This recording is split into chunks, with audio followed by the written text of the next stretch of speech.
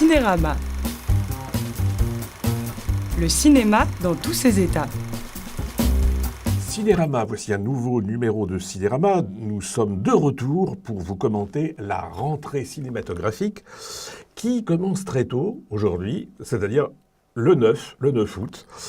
Donc nous avons 2 films nouveaux au programme, Une vie violente de Thierry de Peretti et Lola Pater de Nadir Moknesh. Comme d'habitude, nous allons vous parler de 2 DVD que nous aimons particulièrement, et puis un petit conseil de télé dimanche, un film que nous avons choisi pour vous. Nous, c'est Guillemette Odissino. Bonjour Guillemette. Bonjour Pierre. Alors, les 2 films en question, ils sont très bien. Ah oui. On n'aurait pas choisi des mauvais films. Non, mais quelquefois on est contraint de choisir ce qu'il y a dans l'actualité, mais là ils sont très bien. Alors, nous n'allons pas forcer notre enthousiasme. Voilà, donc on commence par Une vie violente. Eh bien, c'est l'histoire d'un jeune homme qui est réfugié à Paris et qui, à la suite d'un assassinat en Corse, décide de retourner en Corse où il a toutes les chances d'y rester parce qu'il se sait condamné. Alors on commence, avant de parler de ce film, de regarder un petit extrait de la bande-annonce. Père Adodar, pour ta terre.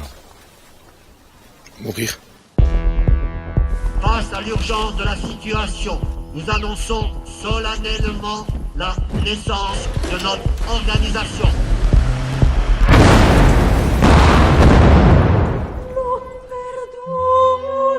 Tu viens d'une bonne famille, toi. D'ailleurs, on aurait pu dire une famille bourgeoise. Mais chez nous, les bourgeoisie, il n'y en a pas. Aujourd'hui, qu'est-ce que tu peux faire de mieux dans ta vie? Te battre pour ton île et pour ton peuple.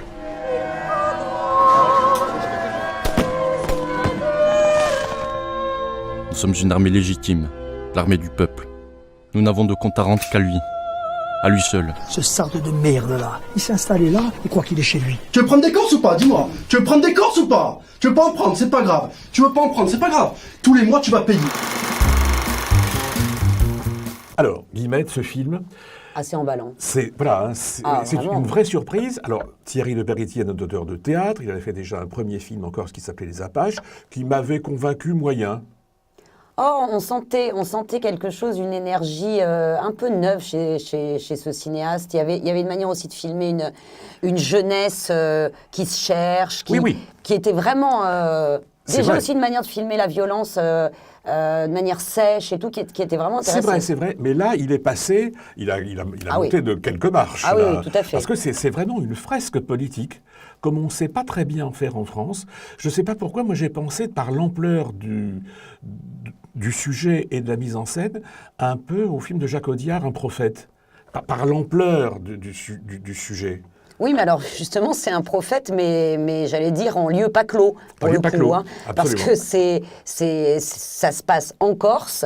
Alors effectivement, il y a quelques scènes à Paris. Ah oui, très peu, c'est très peu, juste le début. Très peu. En fait, ce qui est très intéressant, c'est là où je te rejoins, c'est que c'est en fait la transformation d'un jeune homme qui certes aime son île, qui aime surtout ses copains, mais qui au départ n'a pas un goût pour la politique, non, pas du tout. Qui n'est pas particulièrement engagé, mais dont on se dit qu'il cherche un idéal. Et parce qu'il est emprisonné une première fois pour avoir été en fait... il a gardé il a gardé des armes dans un sac, mais plus par amitié pour ses potes. Mais du coup, c'est son passage en prison, où il va être emprisonné avec vraiment de vrais indépendantistes, convaincus, vibrants, que du coup, il va rentrer petit à petit dans une organisation indépendantiste qui a fait le choix de la violence, mais avec vraiment un discours vraiment idéaliste, une philosophie par rapport au territoire et tout.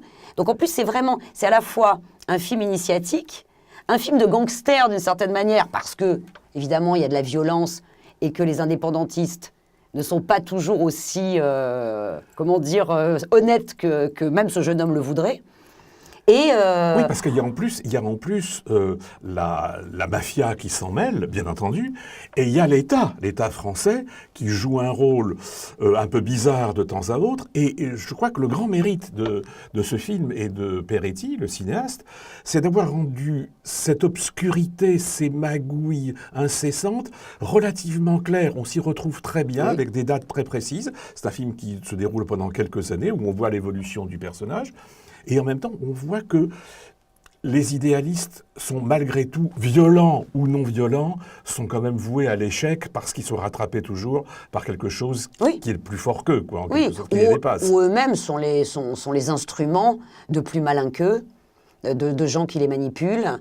Et en fait, ce qui est magnifique, c'est que dans ce qui est censément un engagement politique, certes radical, mais un engagement politique, en fait, plus ou moins tout le monde va se faire buter, comme si c'était un film de Scorsese.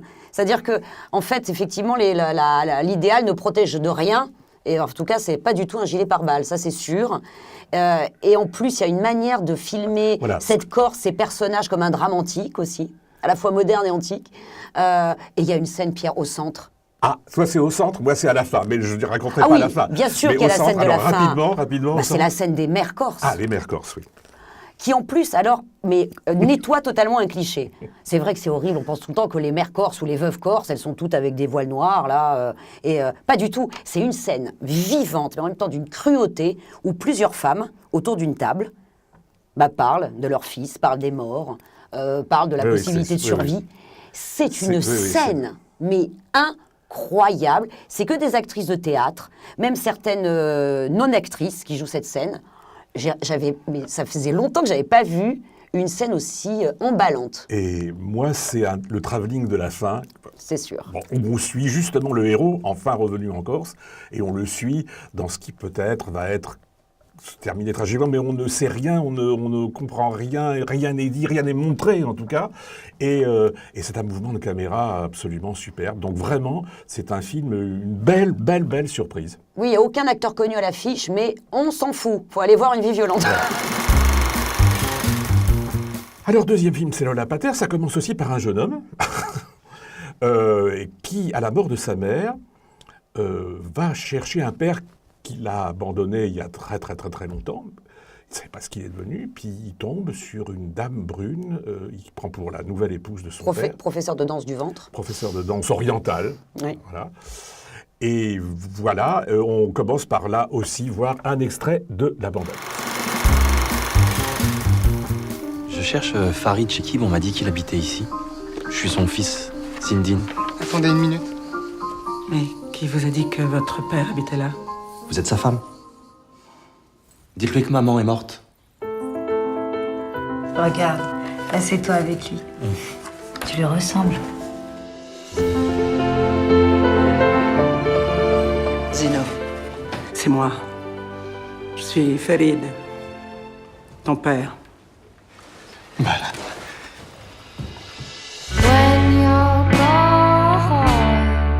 Farid? C'est Lola. Mais qu'est-ce que tu t'es fait? J'ai permis de rectifier un peu son boulot. Bon, cette dame brune, professeure de danse orientale, s'avère en fait le père du jeune homme, Absolument. ce qui pose quelques légers problèmes à ce jeune homme qui ne s'y attendait absolument pas. Oui, ce n'est pas Star Wars, mais elle aussi, quand elle dit « je suis ton père », ça fait un certain effet. Un certain effet. Et c'est Fanny Ardant donc, qui interprète ce Farid, qui est donc devenu Lola.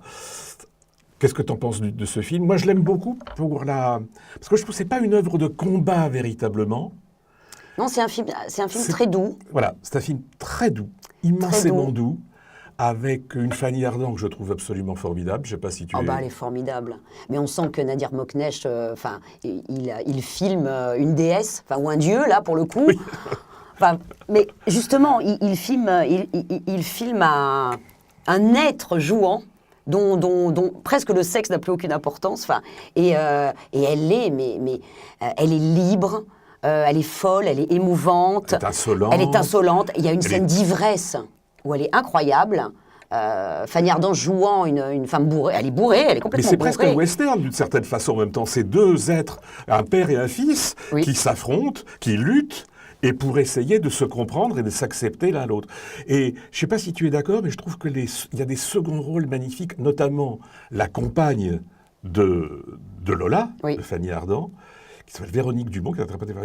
Et elle a deux scènes, mais une scène dans un hôpital où brusquement, mais on voit la tendresse qu'elle éprouve pour Lola, et on sent vraiment la complicité entre ces deux femmes, leur amour, et je trouve ça vraiment très, très, très touchant. Oui, c'est très, très touchant. Il y a aussi un réceptionniste d'hôtel, parce que donc Lola va vivre à l'hôtel le temps de réessayer d'apprivoiser son fils. Et donc, elle vient dans un hôtel où tout le monde hésite tout le temps à lui dire « bonjour monsieur, bonjour madame ». Et il y a un réceptionniste absolument délicieux qui finit par lui dire qu'elle ressemble à Beyoncé. C'est ça, qu'il lui dit « je ressemble à Beyoncé un peu là ». Voilà, et par gentillesse, il dit « je trouve que vous ressemblez à Beyoncé ». Alors que... non, mais il y a plein de... Vraiment, c'est un film très nostalgique, très touchant, drôle à certains moments par cet affrontement entre les deux. Et puis porté par Fanny Ardant, quoi. Et son partenaire, Terry Janab. Mais c'est vrai que regarder cette actrice en toute liberté, dans un rôle aussi insolent, c'est quand même c'est une merveille. Et bien voilà, donc 2 films à voir. Alors on a choisi comme d'habitude des DVD, un DVD, ce que j'appelle récent, un film qui est sorti il n'y a pas longtemps, et ça, Guillemette, c'est toi qui as un peu insisté. Oui, c'est un petit peu ma fixette de l'année qui vient de s'écouler. Alors c'est Grave. Oui, c'est Grave, de Julia Ducournau, qui est alors un film de genre, mais aussi un film social, mais aussi un film de campus, mais aussi un film initiatique, mais aussi un film de... C'est un premier film, et quand même la maîtrise de cette jeune cinéaste est absolument incroyable. Ça raconte l'histoire d'une jeune fille qui commence ses études dans une fac de vétérinaire. Elle arrive. On va pas dire ce qui est. Non, elle arrive, mais il y a un rituel dans cette fac de vétérinaire. Vous savez, on se fait toujours bisuter. Là, c'est aussi un film sur le bizutage, sur la force sociale et la cruauté sociale, en fait, du groupe. Et elle est obligée, dans ce bizutage, de manger un rein de lapin cru. Bah dites donc, ça va provoquer de sacrées réactions. C'est un film très original. Ça va provoquer chez elle une véritable métamorphose. Mais c'est un film, c'est vrai, très original, qui a été à la Semaine de la critique de Cannes, qui a impressionné beaucoup à l'étranger. Et il y a eu des évanouissements. Il y a eu des évanouissements. Oui, absolument. Donc voilà, ça c'est le premier. Si vous l'avez raté en salle, vraiment épatant. C'est un film tout à fait intéressant. Très et alors dans le patrimoine, il y a Soudain l'été dernier qui vient de sortir chez Carlotta. Alors c'est Tennessee Williams, Mankiewicz, une jeune femme que l'on dit folle, Elizabeth Taylor, une vieille dame qui l'est peut-être, c'est Catherine Hepburn, un psy au milieu de tout ça, Montgomery Clift, côté casting, ça. Et celui qu'on ne verra pas, c'est un jeune poète disparu à qui il est arrivé malheur.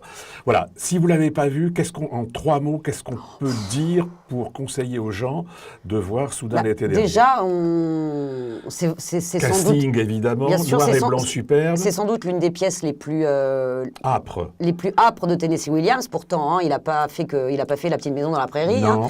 Mais là, c'est vraiment d'une violence psychologique sur la maternité, sur la névrose maternelle, c'est absolument dingue. Et puis là, on dit souvent dans les films... Ça ressemble un peu à Grave, d'ailleurs. Ah oui, c'est vrai. Il faut que vous regardiez les deux. Mais, et on parle souvent des films avec des monstres sacrés dedans. Là, point de vue monstre sacré, ça se pose vraiment là. Hein. Taylor est formidable. Formidable. Elisabeth Taylor est formidable. Parce que souvent, on a toujours tendance à se souvenir de sa période Rivière de diamants, c'est une actrice aussi, chirurgie esthétique et compagnie. Mais ça, c'était vraiment la période d'abord où elle était belle à tomber et où elle était incroyablement bonne comédienne. Voilà. Donc, Grave et... mais c'est un double programme en quelque sorte assez intéressant. Après, vous aurez votre dose de déviance. finir, on a choisi un film télé, comme nous sommes tous les deux particulièrement pervers. On a choisi un film qui va passer là tout de suite à 21h sur C8 et qui s'appelle Perfect Mothers d'Anne Fontaine. C'est quoi l'histoire? C'est deux amis, vraiment deux grandes amies, qui ont chacun un fils et... Elles vont coucher avec le fils de l'autre. Voilà.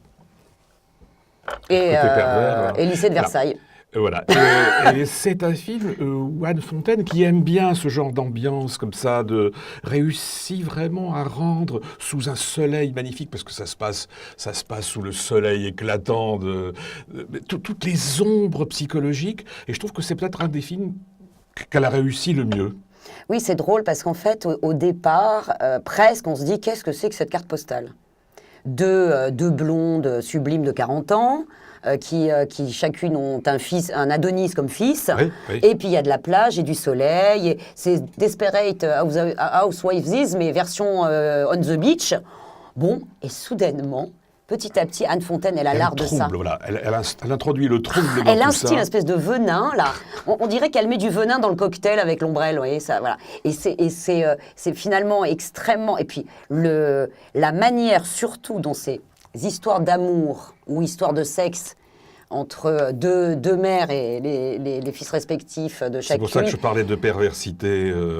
que nous partageons, toi et moi, c'est très surprenant, la manière. Très surprenant. La manière dont ça tourne. Voilà, et la semaine prochaine, pour ceux qui ont la gentillesse de nous regarder, on parlera d'un film, alors que toi et moi adorons, qui est Une femme douce, un film ukrainien qui était à Cannes, de Sergueï Loznitsa, qui est reparti bredouille, et c'est très injuste. C'est un scandale. C'est un scandale, et d'un film, pas mal du tout, qui s'appelle Lumière d'été, de Jean-Gabriel Perriot. Merci, à la semaine prochaine. Cinérama. Le cinéma dans tous ses états.